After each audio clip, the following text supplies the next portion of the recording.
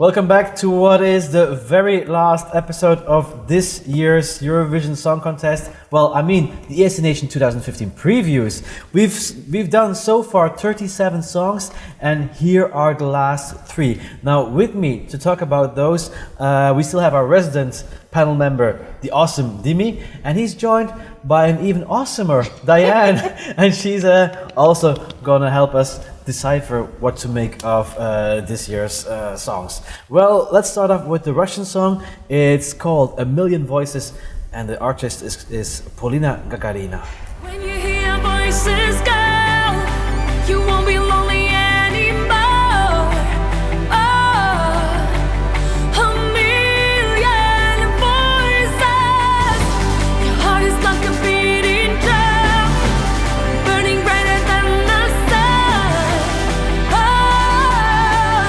a million voices. Well, that was the song A Million Voices, and we're going to add at least 2 more. Dimi, what did you think of this song? I'd rather not discuss it. I really dislike it with a passion. I'm not one to drag politics into Eurovision, but this kind of peace message that is so formulaic and so prepared. It's pure PR from Russia. We've seen it. I'm in the PR business, so I know what I'm talking about. This is totally unacceptable, and it's just vomit-inducing.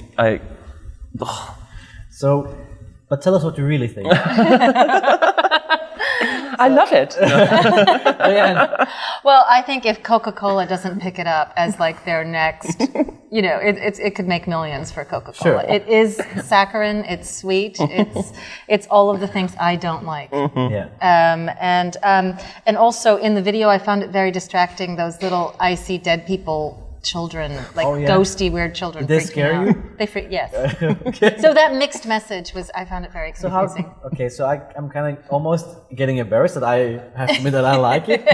I think it's very, very Disney, very Frozen. And that was a huge hit, and people like. It was slushy.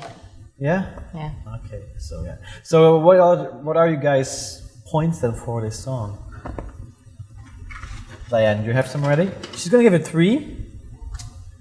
If I have to give points. Oh, really? I'm gonna add an 8. So for that song, okay. So they're very different points. Yes. Well, moving on to the next song, it's Serbia. Bojana Stamenov. She's the Serbian artist, and she sings "Beauty Never Lies." Beauty never lies, no it cries, here I am. Finally I can say, yes I'm different and it's okay. Here I am, here I am. That little snippet was the Serbian song. Bojana Stamenov was singing "Beauty Never Lies." Diane, did you like that video, by the way? No. You did not? No. But it almost sounded like you were teasing us into a yes. No. No. No, it wasn't. Look, it's a beautiful message. We can all get behind the message, but it's kind of like a bad up with people. Yeah. Yeah, it just was kind of, it lost air for me. Yeah. Did you feel better after the song, Dimi? No, not really. I'm with Diane. The message is beautiful, and indeed we should celebrate that beauty never lies and everyone is beautiful and special and blah blah. But the way it's rapped is totally off-putting for me, especially when that outdated disco beat kicks in. What is it even doing there? Well, I think it just, gives it another spin, and I think maybe it gives it another change to the song, and No, just no. The singing is great, and they're trying to sell it very well, but it's just not there for me. all right. So, we're going to have a little look at the points then that they're going to give to the Serbian song. So, Diane, what are you going to give 5? 5. Yeah. Agreed. And I'm going to give a 7 for that song. All right. So now we're coming on to the very final song of this year's Eurovision Song Contest. It's the host, Austria, and they sent the song I Am Yours, sung by the Mix. You're what I belong to, the one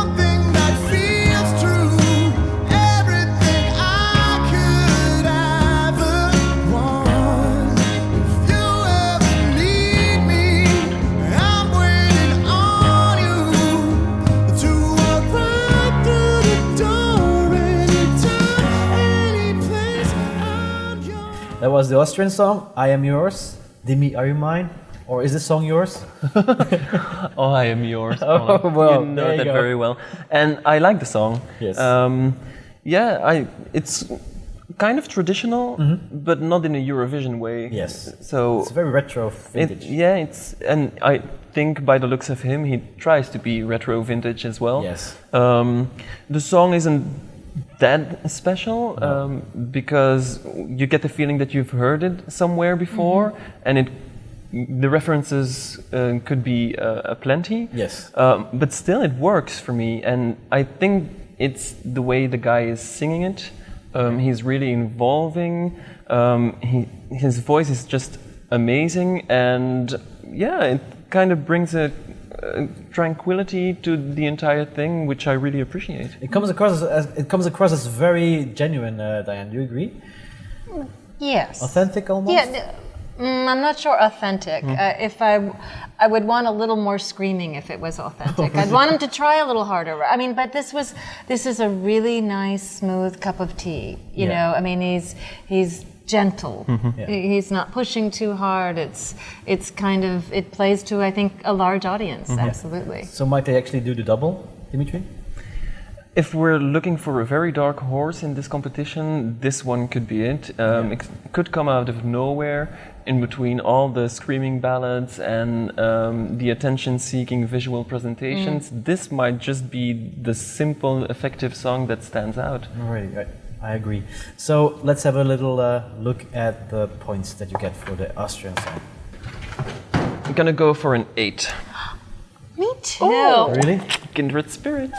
Well, I'm not gonna join that party. I'm gonna Oh, give a very generous Save the 10. best for last. So that was my 10 for this year's host, actually. Guys, let's have a little look back at all the entries. You've seen them and heard them all. What do you think of this year's selection, actually? Dimi, maybe. I think it's kind of boring. There are a lot of songs that are comparable. There are at least 20 songs that start with a piano intro. So quite often you go, oh, this sounds familiar. It could be that song, but no, it isn't. Yeah. So it's really a large gray area. But then there are a couple of songs that really stand out for me. So it's a small selection to choose from, but that small selection is really great. Right. So it's a bit of a mixed year. I Diane, for you, any standouts this year? No. No. You know, I mean, I think for me also, as new to Eurovision, it's all kind of exciting for me to see countries doing this and you know, this whole idea. So I say, you know, kind of bully for everybody for pulling it together. And but I agree, so many of the songs for me, I can't pick one out. They all sort of blend Into each other almost. into each other, and not in a bad way. No. I mean, I'm happy to say they're not all horrible, you know, but there's nothing that I say, oh, I'm going to look for them, unfortunately. Yeah. Just So, Dimi, for you, what's your favorite song? Or let's give us 5 favorite songs, as you can remember, if you have that many actually. I really like Slovenia, Estonia, Latvia, and to a lesser extent Norway and Ireland. If I have to predict a winner, I think, as many of the fans do, that Sweden might pull off a runaway victory. Sure.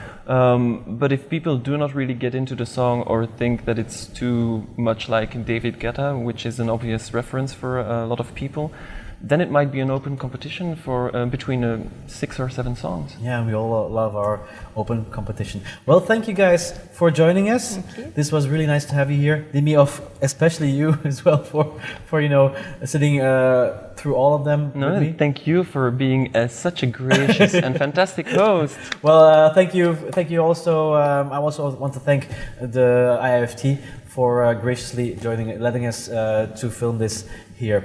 Again, if you want to discuss these 3 songs or all the songs of this year's Eurovision Song Contest, please do go to escnation.com/mb, and also don't forget to check out Dimi's blog, dimivision.com. So for everyone watching us, guys, thank you very much for watching us, and see you next year.